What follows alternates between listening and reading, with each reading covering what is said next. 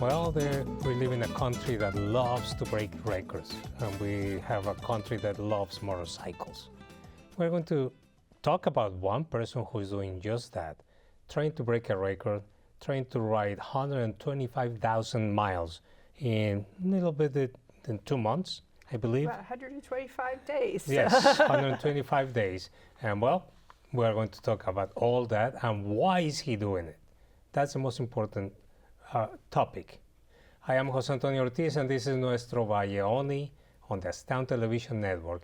Thank you for letting us in your homes. Our guests tonight are Diana Popik, who is Team Farmers' Daughters member, along with Michelle Tice, also a Team Farmers' Daughters member. Welcome to Nuestro Valle. Thanks for having us. And we're going to talk about this grueling motorcycle ride. I mean, in this nation, we love motorcycles. But to think of riding 1,000 miles continuously for 125 days, the title actually of this race is the Indian Motorcycle Challenge. Correct. So why is your relative doing this? Well, that's our Michelle's uncle, my brother-in-law, my sister Janice's husband, Patrick Cornell. He got interested in long distance riding, about 10 years ago, like the long distance part of it with a Hoka Hey, which is a long distance ride. And Pat's always been a giver, so he put into a combination of long distance riding and doing fundraising for many organizations. And now, because our family is so afflicted with myotonic dystrophy, we decided to give this a turn. Yes. Okay, we are going to get into that. But your brother-in-law is a veteran. Yes, Navy veteran. Former professional firefighter. Yes. Has a lot in his, and he is obviously not that young. No, he's older than me. Yeah, he turned 60 in November. So. But he looks great for 60. Oh, he does. Yeah, he keeps in shape. The first year he joined that Hoka Hey ride, I believe he won that. Or was the not? second year. Second time. Actually, it's every 2 years. Yeah. The Hoka Hey runs every 2 years. So he did quite well the first year. Again, I think part of the reason he didn't go on further because he was helping people along the way. He did stop him the second time, but he still helped people, but he came in close to at the top. Yes, I think it's fascinating to me that he is doing something he loves, but he's taking it to the extreme. I mean, 1,000 miles a day, as much as I love motorcycles, I don't think I can last that long. No, that's unfortunate. Yeah, he's definitely pushing himself to the limits with it, but he seems to be doing very well with it, and it's encouraging to get notifications and updates with him, and it's easy to follow along with the Facebook group, and there's a pin there now, correct? That you can follow and see actually, if you, where we'll he give is. the information later, but absolutely, we're going to talk about that because I think one thing is to hear about it, and one thing to see as it is happening. But like Michelle said, right on Facebook now, you can see where he is and the progress he's making every day. Facebook, what is that? I'm used to smoke signals. I'm that far. But so he's doing this always with an intention of helping, raising funds for different organizations. Yes, right? It's nice that he could put the two together. Yes, like that. well, that shows his commitment. He's dedicated to serving, and I think that is very commendable. The other thing I noticed, the Hoka Hey challenge is mostly Harley Davidsons. but he doesn't care too much. But maybe he likes he them. did. Both Hoka after Hey you- challenges, he was on a Harley, Okay. but he recently did switch to Indian, and he's very excited to be on the newer style bike, and it's their 125th anniversary as Yes. well. So everything kind of just correlated and added up. So why not? Yes, any one of you are going to take on that challenge? Oh no, No. no. You're not up My to feet it. stay on the ground. I'm trying to think. His son rides a motorcycle, but Yes. none of us in No. the Arcland. Yeah. No, well, let's talk a little bit, if we can. You mentioned already very rare disease that is kind of fueling his ride this time, the 125th anniversary, and there's the myotonic muscular dystrophy. Most people think it's muscular dystrophy. That's all. Right. That's all it is. But this is under the umbrella, but not exactly just like muscular dystrophy. Yeah, there's 9 types under the umbrella. Under the umbrella, yes. Correct. It's kind of like when you hear the word cancer. You know, Yes. there's different types of cancer. So with muscular dystrophy, there's many different forms of muscular dystrophy. It's a subtitle. ALS is very well known as a neuromuscular Yes. disease and a type of muscular dystrophy. But myotonic muscular dystrophy actually has 2 types. There's type 1 and there's type 2. Our family carries type 1. So it's a neuro disease, meaning it's a genetic disorder. It actually comes off of the chromosome 19. Type 2 comes off of chromosome 3. So there's information for each branch, and type 1 is a little more aggressive, and type 2 is not as aggressive. It actually affects more larger joints and centrally located, versus with the myotonic type 1, we go out to like the distal fingers, Yes. and it affects a bunch of different organs in the body. Yes, and there is no known cure, but we will come back and talk more at depth in this. Friends, don't go away. There is a lot more to come. Stay with us.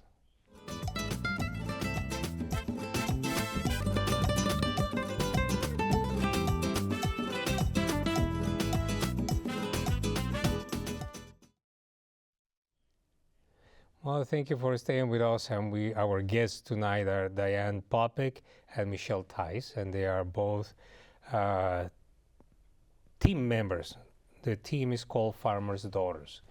And we're talking about motorcycle rides, but now we started to talk about why is Pat running, and this is the myotonic muscular dystrophy. And you were saying how there are 2 different types. One more aggressive, one maybe, A little less aggressive, but still draws much concern. of course. But our family carries type 1, so we definitely have more knowledge based on the type 1.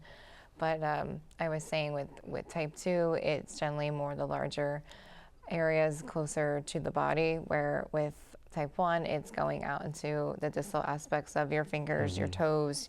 It affects more your balance. It can affect your heart, your eyes, your speech, your swallowing. And there's just a lot more involved with it. It's a multi-purpose disorder, but not to be confused with multiple sclerosis. Yeah, No. well, Multiple Oft is. sclerosis is an autoimmune disease, so that affects Yes. your central nervous system, and that has ups and downs where you might feel great one week and the next week you're having a flare-up. We don't have flare-ups. It's ongoing, and as you had said, there is no cure, but there is many things starting to go into the works with FDA approval, and we're looking forward to keep seeing some more positive feedback with that. So perhaps a cure will be eventually. eventually, hopefully. But the purpose, I guess, is to deal with the disease as best as you can. Right, day-to-day living. Yes. Diana, you have the disease. Yes. And you're the 3rd or 4th in your family that I has have it? the 4th out of 5 daughters. Actually, my sister Janice, Pat's wife, she hasn't been diagnosed, and she has been genetic tested, but she has so many of the same symptoms as us. So it's interesting. firefighting. Huh. How is it dealing with day-to-day activities? I'm fortunate because not to have the disease, but we have our own little support group within our family, and we all have spouses that help us a lot. It is not just our immediate family, the sisters and the nieces. It has we have cousins also. Yes. We step back to as far as we can to our my grandfather, my mother's father, and then she had a brother that passed at a young age also, and a way of you're dealing with this. You are not just sitting there, well, poor me, poor me. No. You are still enjoying life. And what kind of activities can you do? Let's talk about that. Well, I still I like to garden, so instead of having to bend over or be on my knees, I have a little card I pull, and I'm able to still sew, things like that. Both of us worked in healthcare. I'm now retired on disability, but yeah, we're both pretty active. Yes. I was active before I was diagnosed too. Yes. But, yeah. And I've been on a cruise and traveled to just make accommodations. And I did work Yes. for a while after being diagnosed too. Before you were diagnosed, were you having symptoms already? Yes. Okay. Actually, when I was young, in my 19 to maybe 23 years old, I would take my mom to her neurologist appointments, and she had been diagnosed strictly with muscular dystrophy, and then after a few years, they narrowed it down to myotonic dystrophy, and the neurologist saw facial features and took a picture next to my mother. And he said, you look like you're gonna, and I did it though, for 30 years. I had no problems, and then bam, in my 40s. How did that make you feel that the doctor said you might?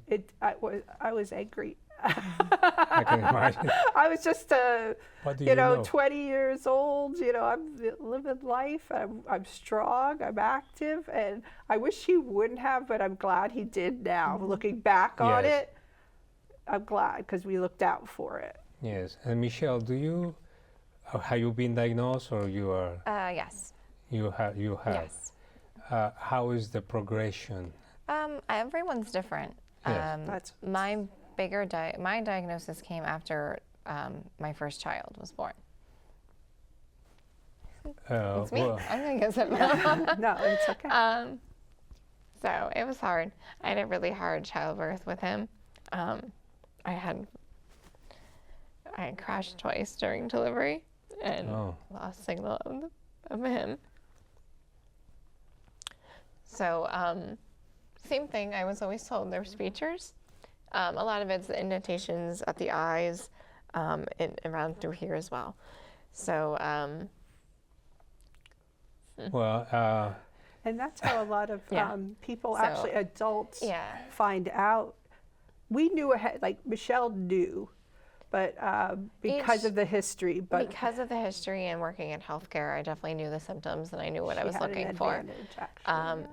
But like going through the struggles of childbirth was really hard with him. Well, I can use imagine. It's not making it easier. No. That yes. Yeah, and then we had a complication with the heart. So Aunt Anna has more complications with her lung system, and my mother and myself carry a little more complications with our hearts. So I tend to go low heartbeat, sinus bradycardia, and my palpitations get off. So there's different aspects we're looking into for that. But the biggest thing is being self-aware and knowing your symptoms and being confident in it, because many times you have to explain to physicians what is going on.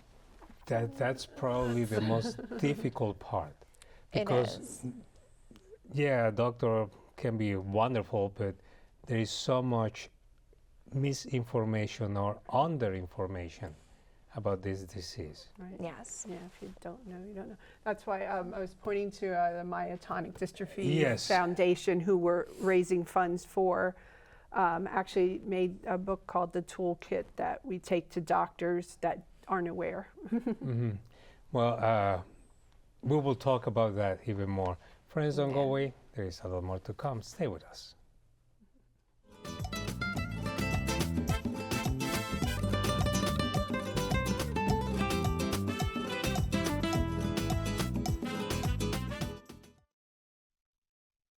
Well, thank you for staying with us. And our guest tonight, we are talking about motorcycle rides and a very rare disease. And our guests are Diana Popek and Michelle Tice.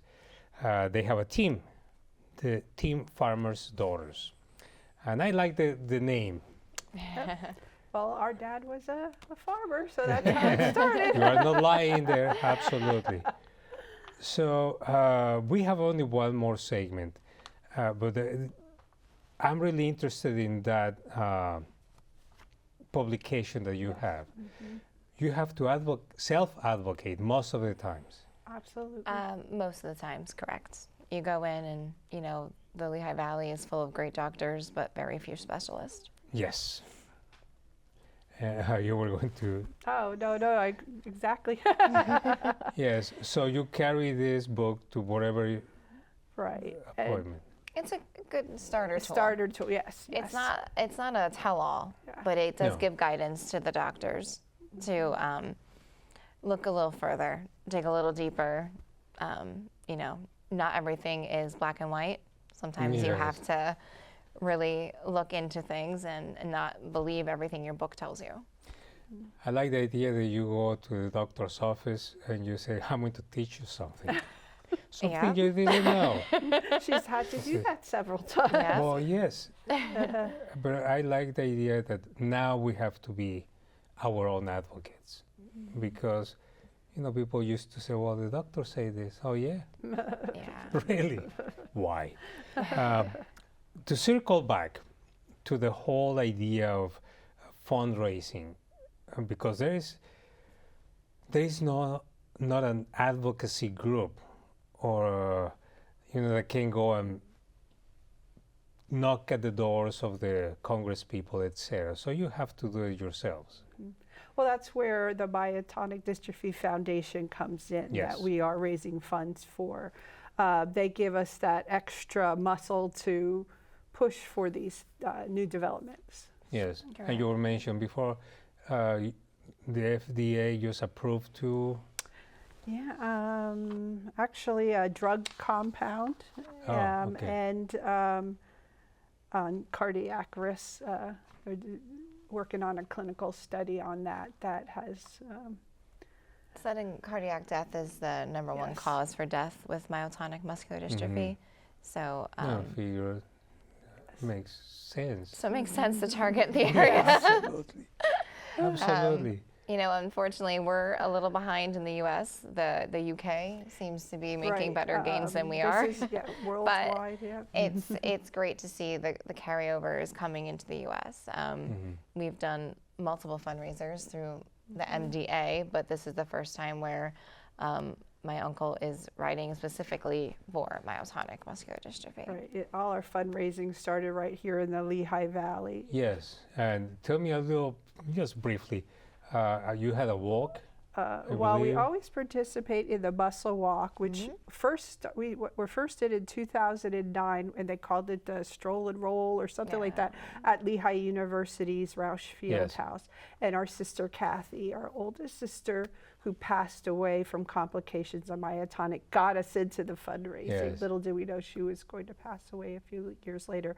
But we also at the PP&L Center, Rose Garden and such. We've done Steel stacks as well. steel stacks. We've Yes. done basket bingo. We've done a softball tournament that Michelle put together for us. Is very successful. Rained the whole day. Yeah, so we did a whole, lots of dine and donates and things like that. So Yes. we've been very successful. I've raised thousands and thousands of dollars. During this challenge that Pat is taking on, you have a way to also support, right? To donate to the cause. Yes, yes, yes. And well, we're getting too short in time, but briefly tell me how can people donate besides sending a specific donation? We are, the shirt I'm wearing, we're selling that. You can see it on the screen. Those would be $30. A lot of motorcyclists would like them. I know kids even would like them because like, we have coins, and that a lot of the long distance riders like to collect the coins for these long rides. We have stickers that look like the coins. Again, the kids would love to collect those too. But yeah, direct donations to the Myotonic Dystrophy Association. You can use the QR code. The QR code is going to be shown you could go to shortly. Facebook.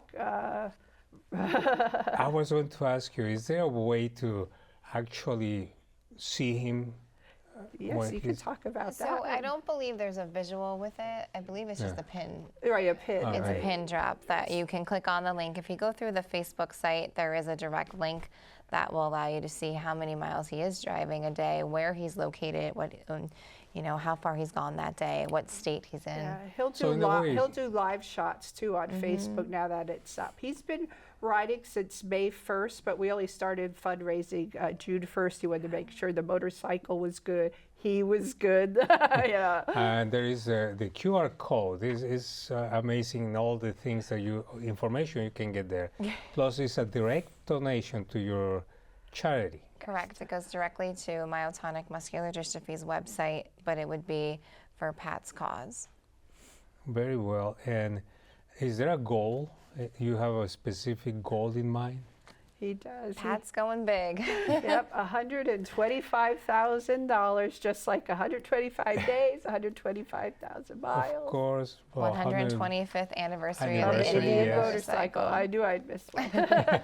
So he switched to Indian motorcycle because he likes it better than... I think he's had a passion for Indian prior, but he was on a Harley for a long period of time. Indian motorcycle, I believe, has a more in-depth background, and it's something that he was able to get onto, and I don't think he's going to let go of it. So. Well, thank you so much for all this information. It's very valuable, and hope to see you again, maybe when he completes. Right. Can come. Yeah. Yeah, that would be great. So he'll be in Pennsylvania in July, so who knows? We appreciate it. Thank you very much. And friends, remember, we will see you next time in Nuestro Valle.